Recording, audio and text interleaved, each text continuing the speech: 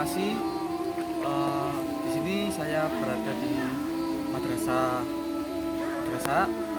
Saya akan mewawancarai narasumber, yakni sebagai wakasek madrasah di sini. Mari.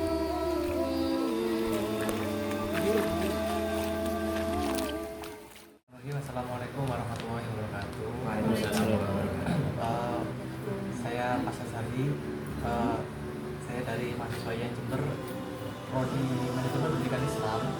Ini menanyakan beberapa hal pada narasumber yang terhormat. Bapak siapa?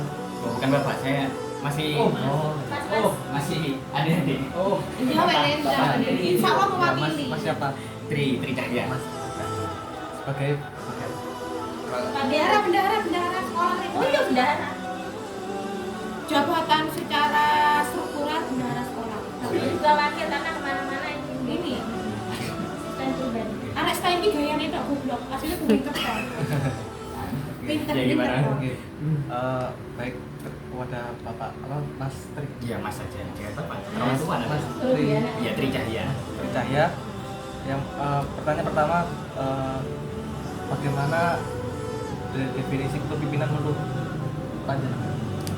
Kalau menurut saya ada dengan pembinaan itu adalah kemampuan kepala sekolah dalam mengelola, kemudian memanajemen, yaitu memanajemen dan mengelola ya, mengelola terkait dengan administrasi mulai dari bidang ketatausahaan, kemudian kurikulum, kesiswaan, dan juga kepala sekolah itu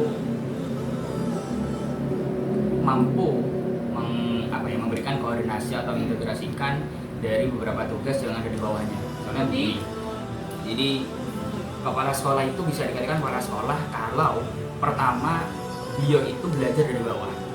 Karena kalau kepala sekolah tidak belajar dari bawah, artinya tidak belajar dari ketatausahaan, dia tidak akan tahu bagaimana kerja di bawah. Jadi dia hanya tahu bagaimana cara dia memimpin.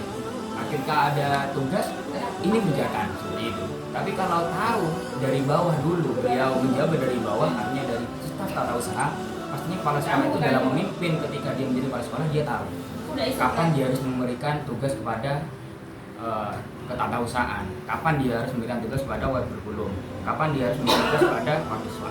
Jadi ketika memberikan tugas itu ada waktu tersendiri, terstruktur. Jadi tidak serta-merta jadi kasihkan. Jadi intinya kepala sekolah itu, kepemimpinan kepala sekolah adalah seorang yang mampu memanajemen kegiatan sekolah dengan baik yang secara tertib dan efisien. Jadi intinya kepala sekolah itu harus saling merasa saling peka terhadap sama lain dan bawahnya itu seperti apa. Ya, jadi Dan kepala sekolah itu harus memiliki jiwa kepemimpinan yang baik. Jadi mampu mengintegrasikan. Jadi mengintegrasikan dari staf ketatausahaan, kesiswaan, kurikulum. Jadi mampu mengintegrasikan itu. Jadi kalau tidak mampu mengintegrasikan beberapa hal itu, pasti dia dalam memimpin dan baik. Dan juga kemungkinan kepala sekolah itu ada beberapa tipe juga kan. Ada yang gayanya otoriter juga ada yang yang mengedepankan gaya bukan, ada masing-masing penyebutannya ya. Pedagogi. Bukan, jadi ada gaya-gayanya masing-masing. Jadi kalau kepala sekolah sini kan, kalau dari pandangan saya sendiri, gaya pemimpinan ini kan gaya pemimpinan yang terstruktur. Jadi mengikuti dari apa yang disampaikan dari bawah itu begini, kemudian diorganisasikan. Kalau otoriter kan berarti apa yang disampaikan oleh kepala sekolah harus kan gitu. Kalau ini kan terstruktur, jadi mengikutilah dari bawah. Baik, dan kemudian pertanyaan kedua, bagaimana pengalaman kepemimpinan di kelembagaan sekolah ini MA ya? MA yang Bagaimana pengalaman kepemimpinan. Jadi tentunya kalau pengalaman kepemimpinan itu kan seharusnya yang menjalankan oleh kepala madrasah sendiri ya. Ya, terkait dengan pengalaman kepemimpinan, tentunya beliau sebagai seorang kepala sekolah yang juga dari dasar manajemen pendidikan Islam ya, dari strata itu, tentunya beliau dalam memimpin sama dengan apa yang telah diajarkan selama pendidikan di strata 1, kemudian sekarang dilanjutkan di strata 2. Jadi pengalaman kepemimpinan beliau itu menurut saya dan juga mungkin disiplin yang lain juga itu sepertinya sudah sesuai dengan yang dipelajari dalam manajemen. Jadi mulai dari perencanaan, kemudian mengorganisasikan, mengkoordinasikan, dan juga di akhir juga melakukan evaluasi. Yang di situ biasanya juga diadakan supervisi. Mungkin pertanyaan terakhir ya, ini lebih khusus ke arah era sekarang ya, pandemi saat ini, bahwasanya bagaimana metode dan strategi kepemimpinan di Semalaya MK ini terhadap situasi pandemi saat ini. Jadi mulai dari pembelajaran ya, yang sudah disampaikan tadi, metode yang digunakan bila adalah terkait dengan pembelajaran untuk kita mengikuti pembelajaran agar juga tertinggal dari anak, dari siswa-siswi kita masih di masa pandemi. Jadi pertama yang beliau terapkan adalah metodenya menggunakan metode pembelajaran daring, yang di situ menggunakan aplikasi berbasis web yang disebut dengan e-learning. Nah, dan itu sudah berjalan dalam 1 semester ini. Kemudian terkait dengan penilaian, dia menggunakan web juga yang disebut dengan aplikasi rapor cepat. Jadi metode yang digunakan beliau semuanya di masa pandemi ini menggunakan aplikasi berbasis web, yang di situ tidak langsung tatap muka sebenarnya. Karena ini tatap muka itu yang terjadi saat ini ya seperti dengan lihat ya, ini kenapa kumpul seperti ini itu bukan semata-mata untuk pembelajaran, tapi untuk saling sharing terkait dengan masing-masing guru yang masih belum paham terkait dengan pengisian atau mungkin lupa karena kan saking lamanya sudah tidak menggunakan aplikasi ini. Karena kan aplikasi ini memang digunakan kurang lebih 1 atau 2 tahun kemarin, dan ini baru digunakan lagi. Untuk pelaksanaan teknis, apakah ada adaptasi terhadap pandemi saat ini? Seperti kayak mengurangi jam kerja, karena biasanya kan sebelum pandemi itu jam kerjanya pandemi itu biasanya dikurangi atau namun dikerjakan di rumah.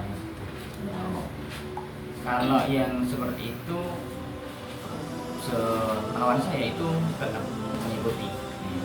mengikuti karena kalau kita mengikuti atau ada pengurangan jam, tentunya dia juga ada pengurangan. Kalau mengikuti aturan pemerintah tentunya ada pengurangan jam, karena yang turun saat ini seperti yang disampaikan oleh Menteri Pendidikan kan, guru itu tidak wajib tatap muka 24 jam. Nah sekarang kan sudah tidak lagi diadakan, jadi guru itu tidak tertekan, tapi di sini tetap pembelajaran seperti biasa, tidak ada pengurangan jam, normal lah. Cuma pembelajaran itu tetap daring, mengikuti aturan pemerintah. Jam pembelajaran dikurangi. Jam pembelajarannya. Biasanya 4 JP per minggu jadi 2. Jadi shift-shiftan. Enggak sih, karena kita pakai learning itu kan anak-anak di rumah, jadi tidak pakai shift. Baru kalau masuk hanya JP-nya aja yang Ya baik. Yang terakhir ya, bagaimana kan yang sudah diumumkan oleh Kementerian Pendidikan dan Kebudayaan Agama itu bahwasanya kementerian sudah membolehkan pembelajaran tatap muka melalui surat kementerian itu. Nah, apakah tindakan upaya yang dilakukan di masa depan MA ini apakah masih mengadakan tatap muka atau bagaimana dan situasi kondisi? Karena dari dalam kementerian, khususnya Kementerian Agama ya Bu ya, sudah memberi lampu hijau untuk melakukan pembelajaran tatap muka. Bagaimana? bukan. Ya kalau memang kalau dari madrasah kita sendiri memang kita dari awal, saya selaku juga ikut di tata usaha juga. Jadi mulai dari sekarang sudah mempersiapkan berkas administrasi untuk kita ajukan ke Kemenang. Yang di situ surat permohonan untuk pembukaan sekolah kembali, yang di situ sesuai prosedur. Yang insya Allah kita tidak tahu ya, ini akan ada monef dari Kementerian Agama Kabupaten Jember akan turun ke sini mengecek kesiapan dari madrasah dengan madrasah Ali Al-Qur'an ini, kesiapan terkait dengan persiapan di era new normal ini ya, terkait dengan penyiapan masker kita sudah sediakan, kemudian hand sanitizer kita sudah siapkan, kemudian cuci tangan juga masih proses, dan di situ sudah ada satu sudah ada, dan juga kemarin juga sudah dihimbau untuk menyediakan exit banner pencegahan corona itu ya. Dan juga surat pernyataan orang tua bermaterai.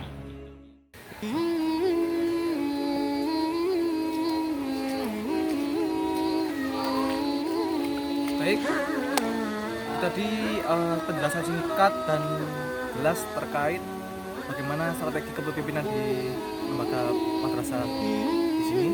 Baik, sekian, terima kasih. Wassalamualaikum warahmatullahi wabarakatuh.